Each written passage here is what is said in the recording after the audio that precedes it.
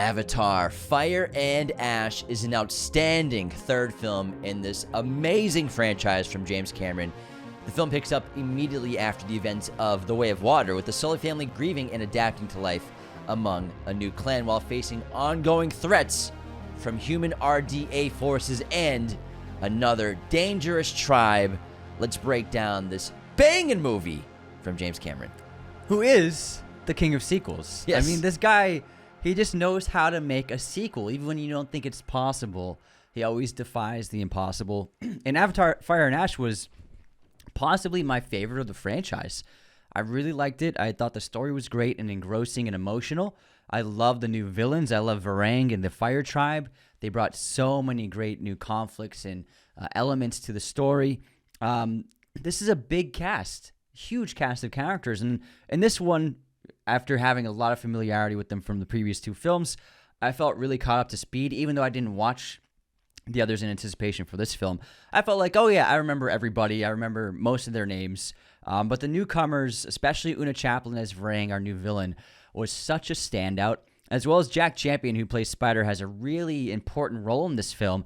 And I thought he did sensational work as such a young actor making this movie. And a bunch of the other young actors, they're going to have big careers going forward. They're all extremely talented, but the visual effects were absolutely earth-shattering. If you thought the first two films were stunning, this one even goes better. In particular, the fire, the powder that the Fire Tribe uses for their facial decorations. I just felt like I was ash, brother. Ash, thank you. The ash. Fire and ash, get the it? Ash. I was like, that's real. It looks real to me. The textures of the skins, the facial features and movements, everything about the film was incredibly engrossing, especially in IMAX 3D. I think that's the ultimate way to see this film. When you watch this IMAX 3D, especially the new one with the high frame rate in 3D, which we'll talk about more in detail, it looks the most real of all the Avatar films so far. And I made a piece of content talking about how you can't really distinguish human from alien or human from Na'vi in this film. And someone saw that on the phone, and they're like, oh, you can obviously tell these are giant blue creatures. But when you're watching it in IMAX 3D, and your brain takes a few minutes to collectively get your shit together when you're watching 3D high frame rate, it takes a little bit. It's just astounding. It looks like a real world, and especially 3D. These are the only movies I'll watch in 3D because it's not about stuff flying in front of your face. It's about building a 3D world with depth and actual characters that look like they're in a three-dimensional world. And so it's not a janky thing just to make some cool visuals to sell tickets. It's just beyond that. And I was really impressed with this film, not just the visuals, but also James Cameron not being afraid to shy away from dark themes in intense situations. This movie has suicide attempts in it. We have a character who's deeply grieving, multiple characters grieving, but one who's contemplating ending their own life. We have characters that are gonna do heinous acts of murder, not in a battle, in a fight of war or self-preservation, but to actually commit murder against someone they love, which is very intense to watch. We have characters who are consumed by nothing but hate, protagonists consumed by hate, and racism against other people, or Na'vi versus alien humans, or humans versus Na'vi. So I think it was really important for James Cameron. These are Disney movies, but to say, hey, I'm the fucking man. I'm going to make this movie as dark as I want to be. And he talked about this when we were in person. We got to visit Lightstorm Studios a couple weeks ago. It was a really incredible day. He demoed how they shoot the scenes, and there's so many great nuggets of filmmaking information that he was just regurgitating in our faces for 4 hours, which was a lot of fun. It was basically like a film class lesson. But I remember him specifically talking about how the studio is pushing back on story elements in the movie that were very dark and very intense for younger audiences to have to watch. And James was like, but this is life. This is what people go through.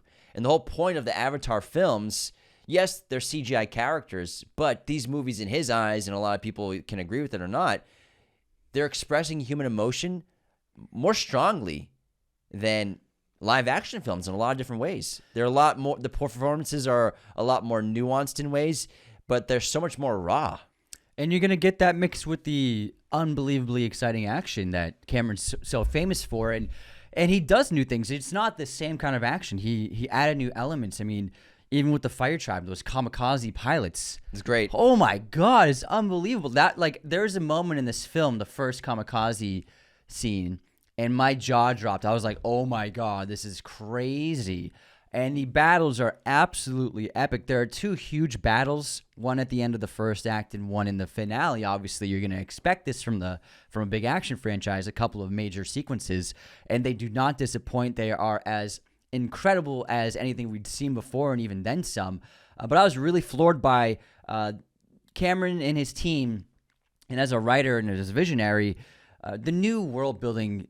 Every film we're getting more lore, more characters, more culture, and with the Fire Tribe we're getting new kinds of warriors and new perspectives. And I really like this aspect of it because the Water Tribe they're more pacifistic, they're peaceful, tranquil people. They live isolated on the water, but the Fire Tribe they're fueled by the destruction of their culture, the destruction of their home by a volcanic eruption, and they use that as fuel, led by Varang to destroy everything around them, to take what they want, because everything was taken from them. They decide the best way for them to survive is to take from everybody else. So they're a tribe that will go after and attack and invade other tribes. So I think it's the first time we've seen a tribe on Pandora that is dangerous to the others. And that was really exciting. And Una Chaplin, in her performance, was so intoxicating and powerful. I loved her character so much, and it was really a highlight of the film seeing Varang opposite Neytiri, and also in collaboration with Quaritch, who I've never loved Quaritch as a villain, but I really liked him in this one. I think there was a step up in terms of the villain category for him. I agree. I think Varang was just sexy as hell, too. I mean, she was hot, man. It was cool. And I love their dynamic. I want to get into more character stuff in a few, but I want to talk about why Avatar Fire and Ash looks a little different than the other ones. This was the first one shot with a high frame rate for 3D. Now, it's building on that with refinements informed by neuroscience. A lot of research was done by James Cameron and the team to reduce viewer discomfort. Cameron described high frame rate not as a fixed format, but as a tool to enhance specific scenes, allowing dynamic switching within the film. Now, usually films, on average, for the most part, shot in 24 frames per second, so high frame rate refers to filming and projecting rates above that. Approximately 40% of Fire and Ash is presented in 48 frames per second high frame rate, primarily action-heavy sequences like underwater chases, aerial battles with wind traders, volcanic eruptions involving the Ash people. The remaining 60%, mostly dialogue-driven or quieter moments, reverts to 24 frames per second to maintain a traditional cinematic feel, to avoid the video game or soap opera effect that can make slow scenes feel unnaturally smooth when you do a high frame rate. Now, unlike uniform high frame rate films, Cameron uses smart high frame rate or variable frame rates, where the projector duplicates frames in real time to simulate switches. For example, a 24 frame per second scene might be projected by repeating each frame twice to match the 48 frames per second baseline, ensuring seamless transitions. This is achieved through proprietary software from Cameron's Lightstorm Entertainment and partners like Crystal Digital. Now, the film was also enhanced with 3D by capturing 3D natively using dual camera rigs, providing superior depth compared to post-converted 3D. Combined with high frame rate, this reduces eye strain. Cameron consulted neuroscientists to optimize convergence, basically how eyes focus on 3D depths, and to minimize headaches, a common 3D complaint. The volcanic ash elements and fiery visuals pop in the 3D, with particles and embers seeming to float into the audience. Now, I felt that. The immersion and realism are really benefited from the high frame rate 3D in this film. It makes the fast-paced action, such as Jake Sully's Taruk rides or Quaritch's alliances with Varang, feel incredibly fluid and tangible.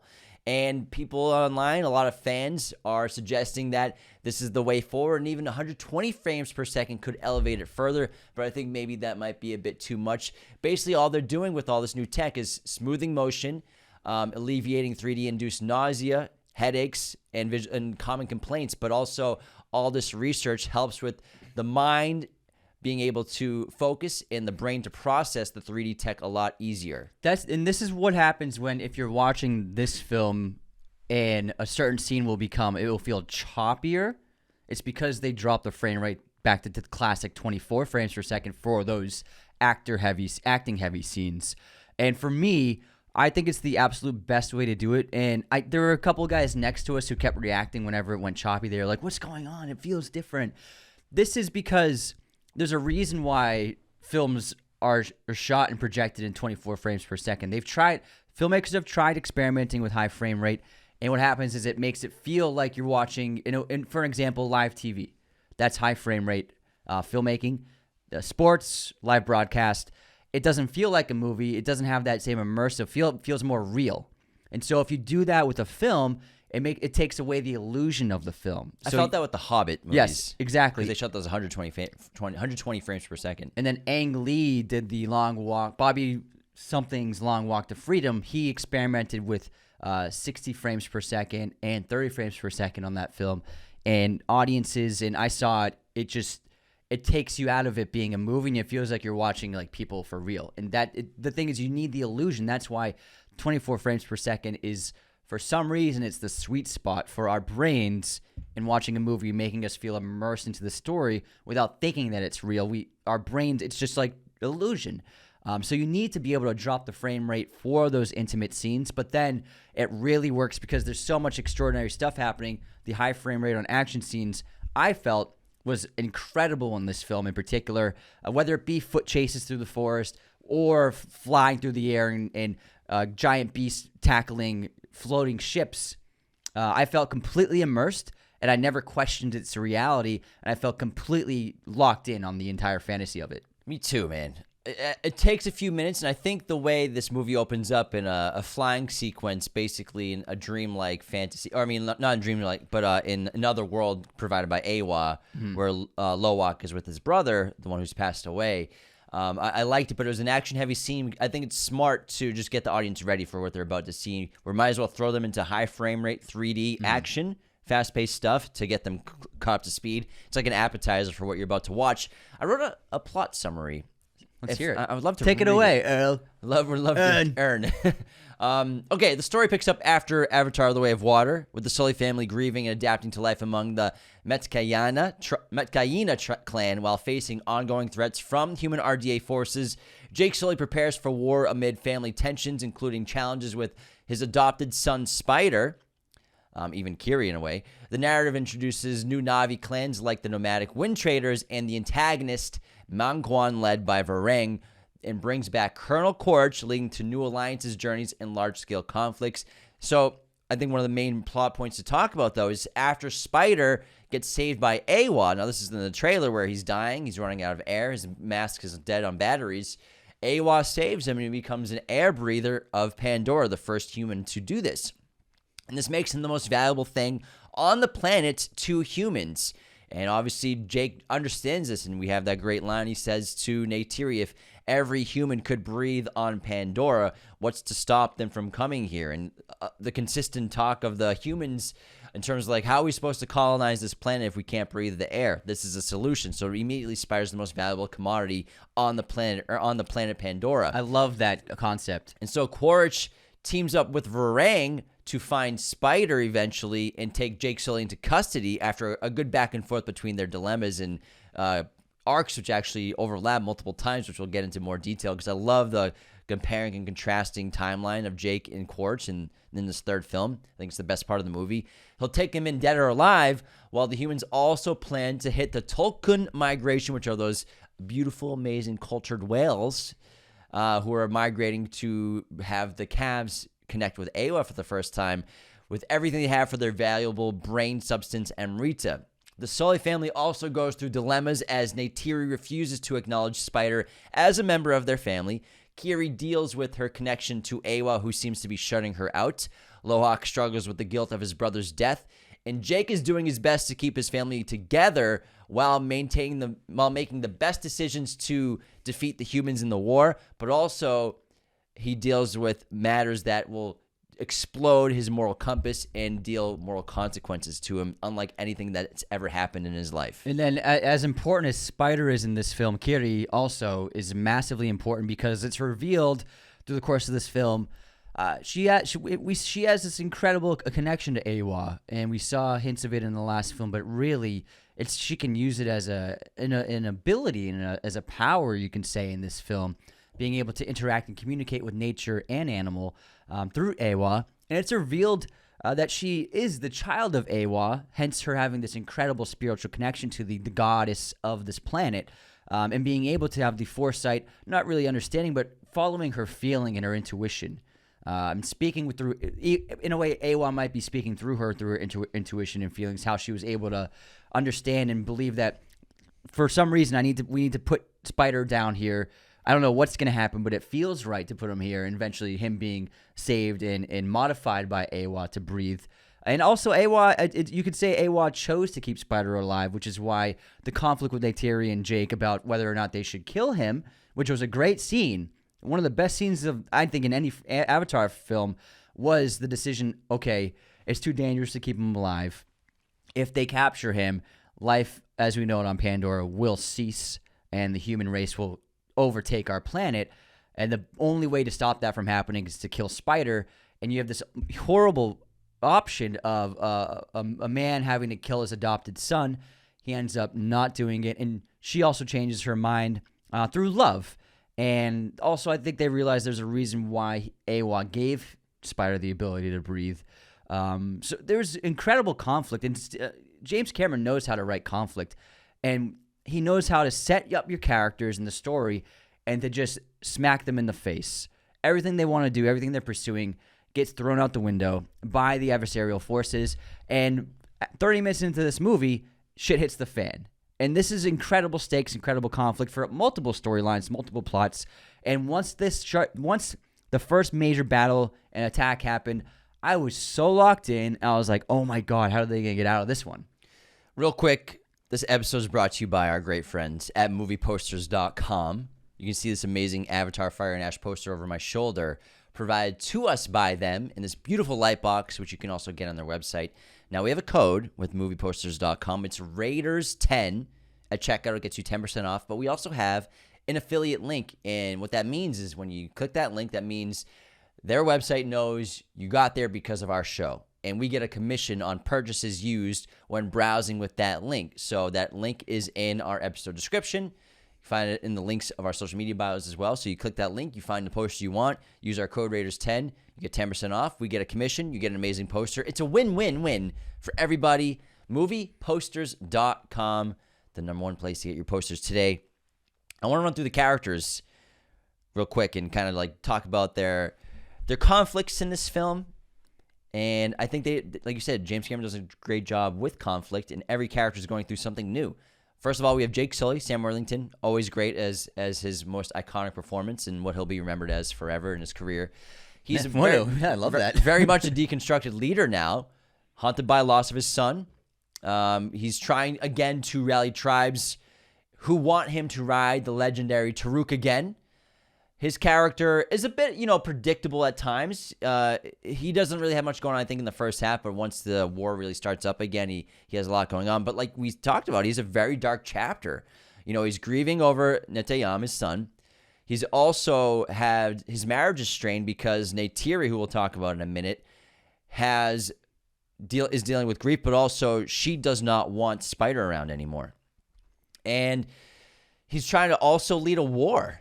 And the leaders of these tribes want him to be the man he was in the past and be the Na'vi that he was when he rode Taruk. But he doesn't want to ride Taruk again because it alters him and it makes him too dark. But he has to really balance between this war-focused mindset as well as being a father at the same time, trying to track his kids, trying to save his kids, as well as teaming up with Quaritch multiple times, which great. I can't wait to get into. So I think he goes through a lot of great emotional quarrels in this film. And I really liked the aspect, because there's a lot of conflict. He's always been a pretty stoic, straight-laced kind of character, and the more interesting, dynamic characters surround him. And I think that Cameron does that on purpose because he's our audience surrogate. We enter the world through him. And so stoicism is always viewed as being a bit more boring of a performance, but I think he does a really great job holding his own. And Zoe Saldana really she's such an incredible performer, and she goes through so many emotions in this film. I loved the hate that filled her up in this film because you don't see that often with these kinds of characters anymore. And you saw the anger, and she's willing to kill. She wants to kill. She wants blood for the death of her son. and it's turned her towards discrimination, prejudice, and hate for the human race, including Spider, which I think is such a great dynamic element to the character in this film. And it's a lot more nuanced than just hate for humans, because with her family, she's dealing with a testing of her bond with Jake and her own children, because Navis have 4 fingers, but her children have 5. They have humanoid hands. And Jake has that great scene with her where she says she hates them. I hate their pink hands. I hate everything about them. And he says, do you hate me? I was once a human. And do you hate your children and their alien hands? Do you hate every time they make a mistake and say that that's a human in them? And she says, yes, I that's exactly what I believe. But she really overcomes this with, I think, looking in the mirror for the first time when she looks in the water and cleans the blood off her hands and realizes the blood is on my hands, and that's not who I'm supposed to be. That's not who I am. And she accepts Spider, played by Jack, as basically a member of the family after that. And so I think she's going through rage, maternal protectiveness, grief. And I loved how Cameron, again, not afraid to shy away from the norm that big studios want in terms of characters, making one of your protagonists have very unsavory opinions that are hard to digest, of hate, of racism, of wanting to murder a kid. She wants to kill Spider. How many studios would allow that outside of a James Cameron movie? I think that's fantastic. But I think Zoe's amazing in this movie. It might be her best performance as Neytiri, especially the third act when she goes and saves Jake. I think I it's one love of the best that sequences. Just solo Neytiri, just such a total badass. And I think just one of the all-time great action characters of the last 10 years. And speaking of that sequence, it was so brilliant how they designed the world, because Pandora is so colorful and vibrant and filled with lush nature and this amazing ecosystem. But then the humans have been there for so long, they've basically built like a metal city of steam and iron and heat, and it's just grim, and it's just metal on metal on metal. It reminded me, it was like it's like kind of like a Matrix level kind of environment of the real world of the in the Matrix. And so it was such a contrast when she disguised herself and she left the Pandora nature and entered the human encampment, which is basically a city now. It was all concrete and metal, and to see the contrast, I think, was just a brilliant allegory for humanity's footprint on the earth, and what one of the main themes and reasons why Cameron even makes these movies. It was just incredible to see that stark contrast. Next, we have Kiri, played by Sigourney Weaver, basically Space Jesus on Pandora. Eywa's immaculate conception. We talked about her earlier. Her powers are really cool in this movie because they're driving key twists. She's able to summon basically the power of Pandora anytime she connects with any part of nature. She used that to save the crew a few times when they're captured, as well as she has this issue where she's trying to connect and communicate with Eywa to understand her power, to understand why she's there. She's told how she was conceived by the elders and her family and by Neytiri and Jake, which she takes poorly at first. But her connection to Eywa provides pivotal moments for the film and the plot. And what I think was so cool about her character is connecting to Eywa, but then through her connection with Eywa, we actually got to see a visual of Eywa in the film. Yeah. Which was really exciting. A giant god being in the world of Pandora. I thought it was really interesting in this organic network that runs Pandora, basically, the energy. I thought it was really fascinating, especially for a character in a deity that we've heard so many times since 2009, this character Eywa. And I think it was really interesting and exciting to actually get a visual of her and her face, and she is gigantic, and she basically turns slightly to acknowledge basically Kiri and the others.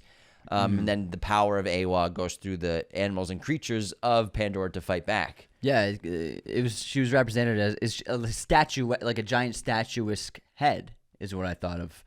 It was a really interesting sequence, and I really like the spiritual realm and how they connect. And I really like the visualization of that, and being able to visit dead relatives, like the opening scene and then the ending scene of this, and the ending scene of the last film too.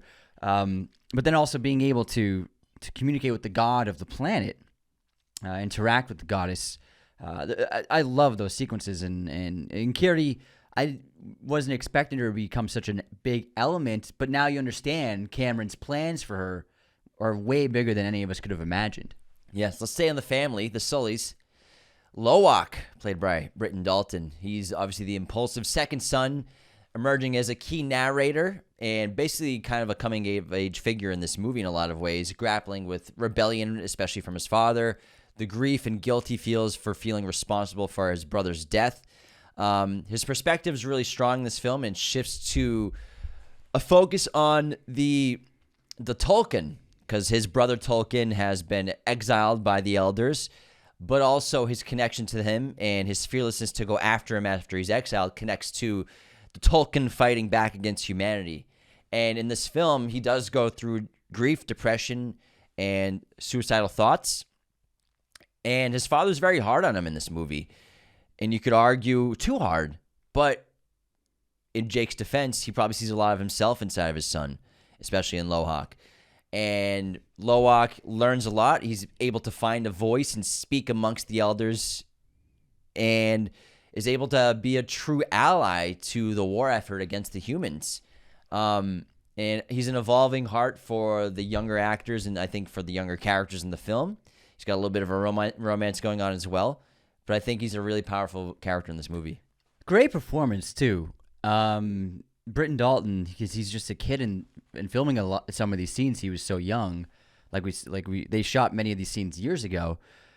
We saw the raw footage of his performance in one of the scenes, and it's an emotional scene, and he's crying, and his face went flush, and he's just really brought it. It's when Jake blames him for the son's death. Yeah, exactly, that scene. And Cameron talked about because of the pigmentation of the Na'vi, you don't get to see a flush face or a person's cheeks and eyes and nose reddening. But they do the best they can to accurately portray if someone's crying on screen. So he said many of the tears that you see in the film are actually the tears of the actors on set. And just seeing his raw performance, I teared up just from... He's got the dots in his face and the camera rig on, but I was getting emotional just from his performance in that scene alone. Yeah, when we saw it back when we were touring the studio, I felt the same way. That scene was really emotional. Next, we have Spider, played by Jack Champion, who shot the movie when he was 15, I think, and then 17, and now the movie's come out because 15. So Jack Champion has to film Avatar movies twice, 2 years apart. He does mocap work for basically being an eyeline reference for all the other actors in the scenes he's in. So he's in the mocap suit with the dots, but then he has to do everything again live action as a human, as Jack Champion on blue screens with blue screened actors and everything. So he actually has to do the movie separately. So he filmed Fire and Ash when he was 15 once, mocap, then live action when he was 17, and now he's 21 years old and the movie comes out. It's crazy. It's an interesting process. So for his live action, they have to wait because they're figuring out the blocking and also what the lighting is they have to confirm the lighting of the scenes of the first filming, and then they have to light properly his live action scenes so that the lighting on his face matches whatever environment they're animating. So imagine that process and the refinement of that, because not a single frame of this movie did I not believe he was in the spaces with those characters. And James said that there's a couple shots where there is a CGI spider, and you would not fucking know. I looked for no it. Idea. Yeah, they said that they animated his face a few times because he just became too old looking. 17 compared to 15. I was looking for it. I couldn't tell what shot it was. It was incredible. And he did a great job because, his second round of filming, he's basically mostly by himself. And they said that they have video footage of the other actors' performances on rigs that move around the environment so he can act with Stephen Lang's performance from 2 years ago. He's acting opposite that performance. He's looking up at an iPad. Yeah. Or there's a stunt double with a blue suit on holding an iPad up in the air, and it's the That's actor's ridiculous. face. He's acting opposite footage of the actors, which instead of the other actors with him. So the challenge of that, he did an amazing job. To do that so young and be really great in this movie, I think was very impressive. And his character is essential to the plot of Fire and Ash because obviously he's got this complicated relationship with Quaritch, who was his biological father, but now Quaritch isn't really his father really anymore. Quaritch? He's a Na'vi with the memories in the soul and not the same soul, but the memories of Quaritch. So he's dealing with that. Sully's are his adoptive family, but he's being exiled from them as well because of Neytiri and Jake, thinking it's best for him. Jake thinks it's best for him because he can't keep surviving on an oxygen mask because they keep running out of batteries, and he's one dead battery away from being dead himself. So he has to go Jake wants him to be brought to the other humans at the human camp where the scientists are. But Eywa saves him. Eywa alters his DNA and puts that Pandora magic biological stuff, whatever the word was, inside of him so he can breathe the air on Pandora. Now he becomes an insanely valuable commodity to the humans, especially Giovanni Ribisi's character, because this would change everything and would allow probably for him to get approval to get even more military assistance to just take over the entire planet because of how valuable it would be for humans if they could breathe on there. And so he's got great conflict where he understands that he's the source that could be the destruction of Pandora, and he accepts that when Jake has to kill him, which is such a tough scene to watch, like Anthony said. But there's something special about the character Spider, where he understands, and he understands this is the only way. But he's so sold in and bought into the culture. He is in his ways. He wishes he was a Na'vi. He paints himself blue with stripes. But now he can breathe the air. He also has a little bit of a little situation with him and Kiri. Yeah. They make out in this movie, which is pretty interesting. But I think Spider is a great character, and it's a MacGuffin in a lot of ways, but it's fine. I think it's a solid MacGuffin. I think it's clever because it is an actual thing that is massive stakes to the destruction of the planet. I wouldn't call it a MacGuffin because it is one of the main conflicts. It creates intense stakes. So I wouldn't call it a MacGuffin. So I think it's a brilliant piece of conflict that they put up, and multiple villains in this movie. Obviously, Ribisi Selfridge is always fun to see. He's great in that role as the tech villain and the business magnate. But then Scoresby being that awful, brutal hunter, the whaler of Pandora. He has been killing who knows how many of these creatures for the valuable liquid inside of their brains. He finally, I can't think of a more satisfying death that I've seen in recent memory, seeing him get killed by one of the whales. It was just so satisfying. Yeah, that was great. They just grabbed him by the mouth and took him down to the depths of the ocean. Fantastic. Now, of course, we're going to talk about the villains, Quaritch and Varang, but we're going to run to our intermission real quick. And then we'll come back. Steamy relationship. Oh, man, this is the relationship, the ship of the season, Anthony. The ship of the 2025 The ship was Quaritch and Varang. Now, before we continue, the best way to support our show is to go to patreon.com/Raiders of Lost Podcast, where we post ad-free versions of every single episode so you can watch without the commercial breaks. Also, bonus content, bonus episodes, access to our Discord, and access to watch parties, as well as all kinds of deals and cool things involving merchandise of Raiders of Lost Podcast. Go there today, figure out which membership is best for you, but for as little as $10 for an annual membership, you can be a member of our Patreon. Those 5-star ratings and reviews on Spotify and Apple, excuse me, losing my voice, are also an incredible way to support our show. We love to read them out. They add reputability. Once we have a couple thousand 5-star ratings, people are more likely to tune in, which is great for us, as well as ranking and charting on podcast platform charts. But I'll read a written review out in just a minute from Apple Podcasts, which is the only place you can leave written reviews out right now, unfortunately. But don't let that stop you from leaving 5-star ratings on Spotify, guys. Also, just supporting us and following us on other platforms, subscribing on YouTube, Instagram, TikTok, Twitter, wherever you can find us. Support us and follow us. Engage with our content. The only reason we were able to go meet James Cameron in person, hang out with him on his soundstage where he shoots every Avatar scene and his entire crew, was because you guys engage with us on social media. You follow us. You leave comments. You like. You share us in your story. That's how we're getting these jobs, and we're so grateful to that. Let's keep it going. We're about to hit 100K on Instagram, which is a big deal. So thanks so much for your support. This episode, of course, is sponsored by our great friends at movieposters.com, the #1 place to get your posters online today. Use the promo code Raiders10 to get 10% off all of your orders, as well as the affiliate link that will give James and I a little cut of the action. It's Christmas time. Did you get a present for the movie lover in your life? And did you get one for yourself, too? If you didn't, Go to movieposters.com. They have a gigantic selection of pretty much every film and TV show imaginable in their poster library. All sorts of sizes, framing, and even backlighting for your poster needs, just like that awesome backlit poster of Avatar Fire and Ash behind James. They have alternate prints, really cool designs by artists, as well as international films, classic films, collectibles. So for all the big cinephiles in your life, you can get them a really cool original poster of their favorite classic film. These are valuable collector's items, lobby cards, posters, half sheets, full sheets, everything you can imagine at movieposters.com. Use the promo code Raiders10. That will always get you 10% off your orders, as well as don't forget the affiliate link in the description of this episode and our Instagram bio. That gives James and I a little piece of the action. Happy holidays. Good luck shopping. I hope you get some great presents this year for all the film fans out there. Let's get into our intermission and start with the movie quote competition. Are you ready? Ready.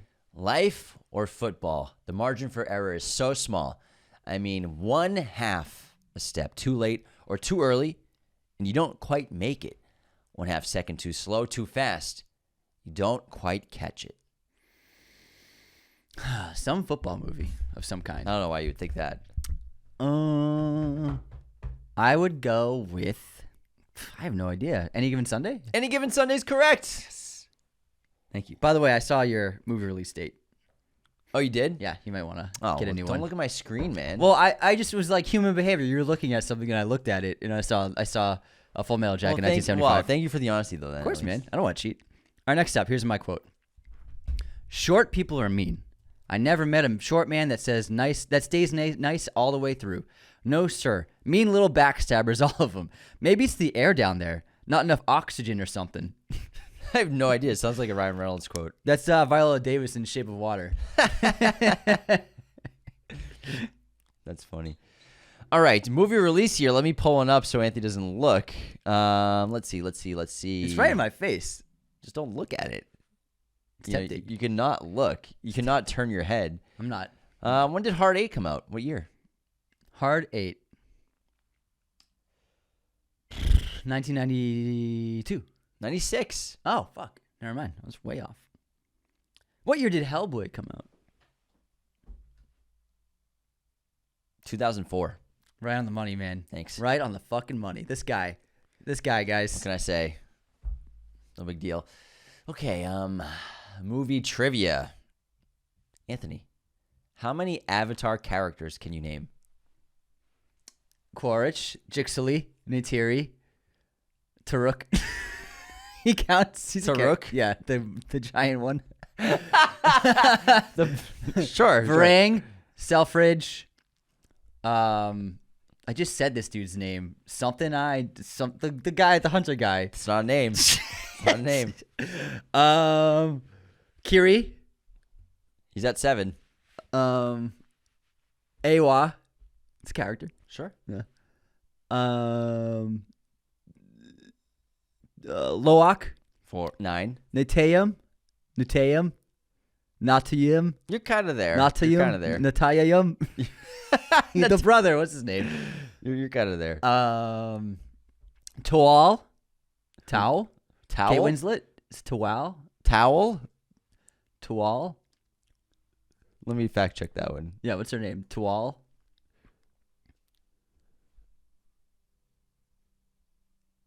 It's not towel. Loat. What? Loat. You already said Loak. You're just making up names now. Dr. Ian Malcolm. Nope. I'm good. I'm cooked. That's it. You got 10. All right, that's pretty good. You got 10. Ronal. Her name's Ronal. Yeah, it's Ronal. Ronal. Not Tonal. Not Not towel. Towel. You're ridiculous. No, pretty good. Pretty good. You got 10. Dr. Ian Garvin. Yeah. That's Jermaine. I knew it was an Ian something. All right. Guillermo del Toro helped write the script for what Roald Dahl adaptation? I have no idea. The Witches. The Anne Hathaway one that came out a few years ago. Never saw it. Co-writer on it.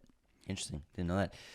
All right, Anthony, do we have any haters, any unsubscribes to get to this week? We got lots. It's been a minute, I feel like. All right, first up, we got Anthony is missed for Motion Roars. Also, smarter than Anthony, He is integral to the podcast, James. It isn't winter yet. Winter starts December 21st. Unsubscribed. It's cold. Darian Wallace. Love the new ad. However, I have to unsubscribe because it makes me miss the Manscaped ads. We miss Manscaped too. Also, the Odyssey snippet was so good. Definitely suggest you guys see it ASAP. Can't wait. Looking forward to it. Cool guy. It's tight, it's taut, and it's a ticking clock. Terrible grammar. Unsubscribe. JK loves the podcast. Caught in 70mm. Every time you guys say it's fucked up, I hear Martin Scorsese from the scene in the studio. Also, The Monsters came out in 2022, not 2016. Unsubscribe. Oh. On Stranger Things episode, Mason Lavender, this intermission is truly unhinged. I love it. Unsubscribe. I think we were bickering about something. It's always something. Dickie Holmes. Jason wears a goalie mask, not a ski mask. Still getting that one. Unsubscribed. All right, Dylan. First, calling Pamela Voorhees Paula. and then directly after that, calling Ghostface Scarface. Unsubscribe from James. I remember when I said Pamela. Or I said Paula. You said Paula. In my head, I'm like, that doesn't sound right. I knew it was a P. There's a P in there. And an You're L. right. There was a P. There was a P and an L. All right. This one was great. It was the trail. Remember the trailer for Iron Lung? Yeah. The YouTuber. Peggy. Oh no, JTD. Mark Pilliers. You guys are not that old. You surely know how to pronounce Mark Pillier. I've never watched his video. I don't know. Yeah. I don't know YouTubers that well. I really don't. And then Peggy Love. Mark Pillier? Not familiar with him. Markiplier. Markiplier. Okay. Markiplier. That's what it is. Sorry, Mark. Markiplier. I'm not like we make I'm quite fond of content for him. YouTube, Yeah. but I can't name 5 YouTubers, honestly. Unsubscribe. I know his face. Yeah, Markiplier. Okay, we were way off. Way off. We should ask him on the show. Okay, this is a good one from Ordward. As long as Netflix doesn't buy Raiders of the Lost podcast, I can sleep at night. You don't want to throw out the bags? Let's go. I'll sell out tomorrow. Netflix bag. Oh man, this is great. That's it for unsubscribes. Those are good ones. All right, we have a great 5-star review from Spoods862 on Apple Podcasts. Peak podcasting, 5 stars. Hey, I've been listening since 2021 and been a fan since. Love the content they release and the fights they get into. Oftentimes I'm shouting that James is right, Anthony is right, or shouting unsubscribe. Keep up the great work, and please do a live show in Chicago. I'll be in the front row. Spoods, I think that'd be fun. Chicago. I would love to go to Chicago. I've I never always been. want to go to Chicago. Always wanted to go. Maybe we should try to work that into a schedule. We should try to do a tour or something. I would like to do that. Yeah, man. Wow, thank you guys so much. Anthony, what's your Spooge? Thanks for the review. What's your streaming recommendation? Little show. Stop clapping.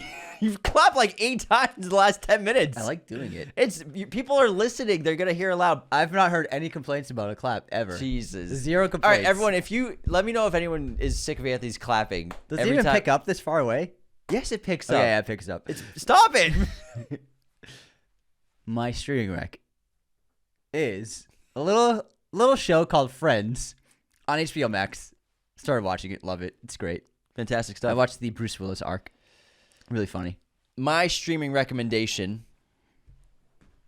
is Wake Up Dead Man, A Knives Out Mystery. If you haven't seen it yet, watch it. It's fantastic. It's a visually stunning movie. I really enjoyed it. I think it's a great return to form for the franchise, and it's made me very much excited about the 4th film. Oh, did they sign a 4th film? He's gonna make him for the rest of his career. Yeah. Because they did a 3-film deal, so I would say They did a 3-film deal after the first one. Oh, right, after Knives Signed Out. after, so he's on for 4. Gotcha. Where would you like to see Benoit Blanc solve a mystery? In space. I'm just kidding. Space. Just kidding. No, I mean, I liked the church setting. I thought that was really interesting. Yeah. You It's know, got to be a single location. That's it what has works to be. best. And I mean, it can be anywhere. at the Can't end do of a the day. train. Don't do a train. It could be fun to do like you're trapped from a storm or something. Okay. Kind of like the Hateful Eight, Blizzard sort of thing. What if you're trapped in like a tomb, like people are like on a tour in like an Egyptian pyramid, then it caves in, someone dies, then they're stuck in a pyramid. Well, I mean, there's not much to do in a pyramid. No, There's not much going on inside them. There's some It's tunnels terrible. you can get. It's terrible terrible. idea. I don't want to be a dick, but that's shit. That is a shit idea. Ryan Johnson, forget about it. It's pretty bad. Like a hotel, it could work, like a haunted hotel. No, haunted hotel. Haunted hotel. Oh. Yeah, but there's really no haunting. Okay. All right. I think a theater could be cool, like a play theater, because you have all kinds of like props I love and that. wardrobe and stuff Yeah, like that. a theater. You can do really big locations, like in the actual An theater opera? seating. Yeah, like an opera house. Yeah. That's a great guys. Hey Ryan, did you hear that? Opera. It's an endless possibility. Sing your heart out. A Knives Out Endless mystery. possibility. All right, let's get back into Avatar Fire and Ash, and we're going to get into the ship of 2025, and that's between Colonel Miles Quaritch, played by Stephen Lang, and Varang, played by Una Chaplin. First of all, Quaritch, I think it's his best film. I think this character is so interesting as a villain and conflicted antagonist that's undergoing something very similar to Jake Sully in the first film. You know, Jake Sully in the first film, he's a Marine. He's there to do a Marine's work, and Quaritch is his colonel, and he's proud of it. He's proud to do it. But as he becomes a Na'vi and spends more time with the Na'vi, he is really falling in love with the world and being Na'vi and the culture and accepting and wanting to be Na'vi. Whereas Colonel Miles Quaritch now, he's a Na'vi. His obviously memories have been put into this being. He can't switch back and forth like he used to. And he's sort of having a similar dilemma where he is feeling the connection he has with Pandora, with Eywa, despite him ignoring it constantly. And Jake's trying to get him to open his eyes and be like, you have the memories of a dead man. You're not technically Quaritch anymore. You just have his memories. And so he's going through this really interesting shift that Jake went through, but ignoring it as best as he can, as well as his father-son dynamic with Spider, trying to build an emotional connection to him in his own way, bringing him in a cheeseburger. And, you know, we have hints at a possible redemption of Quaritch in this film, which never come to fruition because he just turns and he's so evil at the end of the day. Yeah, he can never turn. Which I think it's important to never make him turn. And never to what he says about Jake going native. And, you know, I think his connection with Jake is really interesting in this movie where he's hunting Jake, but then needs Jake to find Spider. Then is hunting Spider and Jake with Varang, his new girlfriend. Now, his loyalty to the RDA is undenying. And, you know, I think that's what makes him such a layered villain in this movie. And then his connection with Varang is really interesting. Una Chaplin's outstanding. I love, because you can think of her people, the Ash people, as people who have, they suffered the worst loss imaginable for a community. Many of their people were killed by the eruption of the volcano, and they prayed to Eywa, but Eywa never came, as she said. So they had no hope. And in such crisis is the only time a leader like this can rise. When a people are so desperate, they'll turn to someone as vicious as her, because she uses violence and warfare as her tools, and she emerged as the leader they needed to instill hope within themselves and to continue as a people. I wouldn't say she instilled hope in them. She instilled ferocity, hate, hate, not hope. Yeah. But hope that they can survive, I would say. I mean, to keep I them feel going. like hope's more of a positive word. Yeah, a little too positive for her. It's more of hate and vengeance and conquering. She wants to conquer. But it's interesting that people who have suffered immense loss and they've been turned into basically a dark side, essentially. She's the best new character they've done in the last two movies, I think. She's so. fantastic, and she's demonic. She's hallucinogen-fueled rituals are really interesting. They add even more darkness to the character and to the film. You know, I think Cameron knows what he's doing when he makes the characters sexy on purpose. You know, Neytiri's always been a sexy character, but Varang is a sexy character. She's a sexy new witch. But her alliance with Quaritch is really interesting because it mirrors how other cultures get into more primitive cultures to take their land, and technology and weaponry is one of the often ways to parlay and cross barriers and to become allies, and that's what happens here. You know, first she wants to.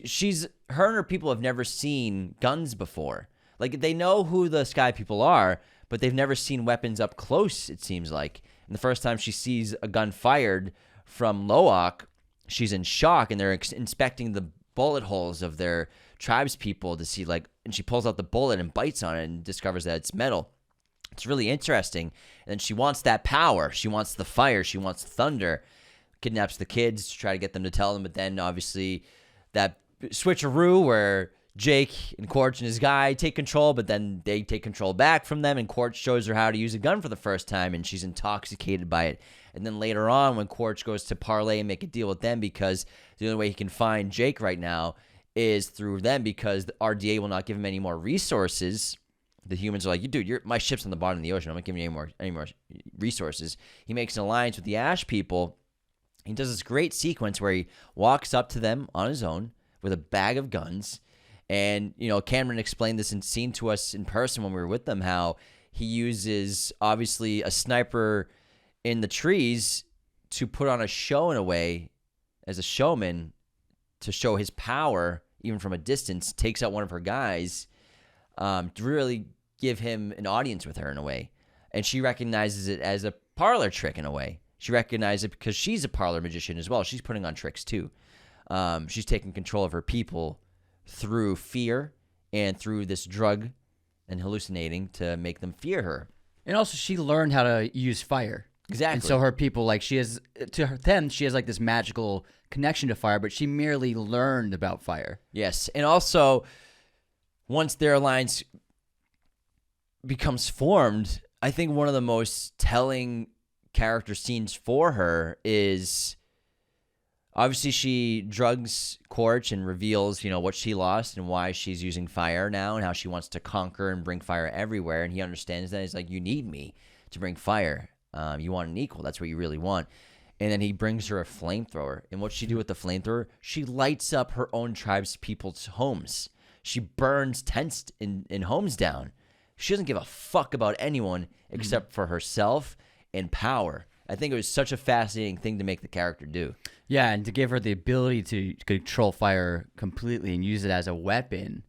I think it was just like that was the weapon that he knew, like, if you give her a flamethrower, she'll be indebted to me forever. Yeah, and they have their relationship now. They're dating. Oh, yeah. They're going steady. He brings her home to mom. Doesn't he give her a butt smack? Something like that. I think he slaps her butt. But and then he brings her and her people to the Machine City, we can call it, like the Matrix reference. And Jake Sully's like a celebrity, a wanted celebrity criminal. Yeah, it's interesting. Yeah, well, it shows a great example of how media can change everything, especially if you're a human on Earth and you're seeing what they're telling you and that this guy betrayed humanity, became a Na'vi. You'd probably be fired up as well because you're just being fed misinformation and fake storylines. But then, man, Neytiri shows up and fucking fucks shit up. That was such a fun sequence. Her flying through the Machine City and blowing shit up, taking out bad guys. And then also Jermaine, Dr. Ian Garvin, saving Jake, getting him out of that little capsule prison with that huge tractor. And then I loved it. I really loved that sequence. It was so exciting. This is a Avatar film where it actually was quite unpredictable, and the sequences, the action, the visual effects, I was just like so immersed, and it was so big and extraordinary. I love that sequence of Neytiri just taking names. It's really exciting. It's clever because, the humans don't want to work with the Ash people, but Quaritch did make an alliance, and because of this alliance, they were able to capture Jake Sully. Mm-hmm. So the general, played by Edie Falco, has to, in a way, just take the win. Don't be a jackass, general. Take the win. Just take the win. But I love the videos are like how happy Quaritch is when he's bringing his girlfriend back. He's like, look at their smiles. Like, they're so excited. But I do love the Neytiri scene. It's a very clever move to disguise herself as one of the Ash people to do it and save him. And then Jack, I keep calling Spider Jack. Spider's also kidnapped as well, captured as well. But the escape is really exciting after that, where Jack is using himself basically as a bulletproof vest for Jake Sully. Yeah, and then this leads into the spectacular third act, and Jake once again unites the tribes with Taruk and gets the entire community of Pandora ready for not the entire, just most of a day's ride. A day's tribes ride. that are a day's ride away. Remember, prepared. Pandora's three times the size of Earth. It's fucking massive. It's pretty big. That's like the size of 3 Earths. yeah. Like, no, yeah, I can't think of the planet. Yeah. No, I can't It's think of big. the It's really big. planet. Yeah. Anyways, it's large. And it prepares for this gigantic, huge battle. And again, I mean, these sequences are earth-shattering and unbelievable sights to behold, visual feasts, and the ups and downs. He does an amazing job, him and his team, of balancing such a large cast of characters with different things happening in the battlefield. And then you have your different rivalries. It's Jake versus Quaritch, it's Neytiri versus Varang, it's the kids versus the hunters. There's so much stuff going on. This is like everybody's involved in this battle in a huge way. And in a lot of ways, it feels like all three stories have been leading to this gigantic, epic confrontation. And we get like this classic movie fight between Jake and Quaritch on the floating rocks with just fucking the sky beam around them. I was just like, man, this must be a trip if you like smoked before this or took some acid. Like what a crazy set piece it was. Yeah, it was like the way Ant-Man should have looked. That sequence. The third act's bombastic. Everyone's involved. We have a blend of multiple things happening. We have the Tulkuns, the whale beings on Pandora, who are migrating to the tree underwater to have the calves connect with Eywa for the first time. The humans are using that as a way to hit them all at once, basically. And the Na'vi are going to fight back and protect the Tulkun and fight back. And what's really interesting is the Na'vi are winning the battle until Quaritch comes. They sink the battleships. The elder Tulkuns come and they fight for the first time in generations. They don't normally fight or kill, but they do this one. And the Na'vi are winning until Quaritch and the Ash people show up. And it shows the power when you're blending the human tech and the human weaponry with the tactics and creatures of the Na'vi people, with the flying and the weapons and the guns, and they're basically an unstoppable force. And the only thing that can save everybody is Kiri communicating with Eywa again, linking back into the network. And she's basically helped by Spider and her younger sister to push beyond the bounds of what she can do on her own to reach Eywa, to ask for help. And what does Eywa do? She provides help and sends all of the creatures of Pandora in the distance to attack all the villains of the movie. What is that? Back up. So it was a great finale. And then, obviously, we have an ambiguous ending for Quaritch here and Varang. Neytiri is able to protect Ronan after she gives birth, and protects the child, the newborn. And Ronal. Sorry, I forgot to. The names. It's a lot of names. And then Jake versus Quaritch and Spider is just a sick fight. It was great. At the magnetic field with the floating rocks and the floating boulders. It was a really cool sequence and a really location to do it. And I like the ambiguous ending of Quaritch. If I don't see a body, I'm assuming someone's alive. I gotta say, I didn't like that. I was like, I wanted to either see him die or see him survive. I want to see him back. Yeah, but I don't like the cliffhanger mystery. I that's something I didn't like about the film. I was like, just show him survive. We know he's coming back. Just show it, or just kill him. I thought it was badass. I didn't enjoy that part. But also Varang, who knows where she? So we can assume that Varang and Quaritch are gonna team up again, and we're gonna have an all-out 4 escalation in terms of war. All out war. All out war and fort. Yeah, and then a great finale of Spider being welcomed by the Na'vi as one of them. I thought that was really emotional. He knows how to end these movies really well on emotional beats. The first film with the saving of with the life of Kiri being put into the baby. The last film, mourning the loss of the dead son, and then this film, Spider being welcomed by Eywa and the entire community, both dead and alive, as one of the people. I thought that was just such a touching way to end the film. So touching. Yeah, this movie was great. It was good. I had a really good time. It was just a good movie, guys. It was better the second time for me, honestly. It's a good movie. It really was. Yeah. Just visually astounding. IMAX 3D. It's the shit for Avatar. It's the way to do it. Well, that wraps up our episode on Avatar: Fire and Ash. Good. Thank you so much, everyone, for tuning in. Do all the things that help the show. Patreon.com/Raiders of the Lost Podcast. YouTube, Instagram, Spotify, Apple. Comments, likes, follows, subscribes. Do all of the things that help our show.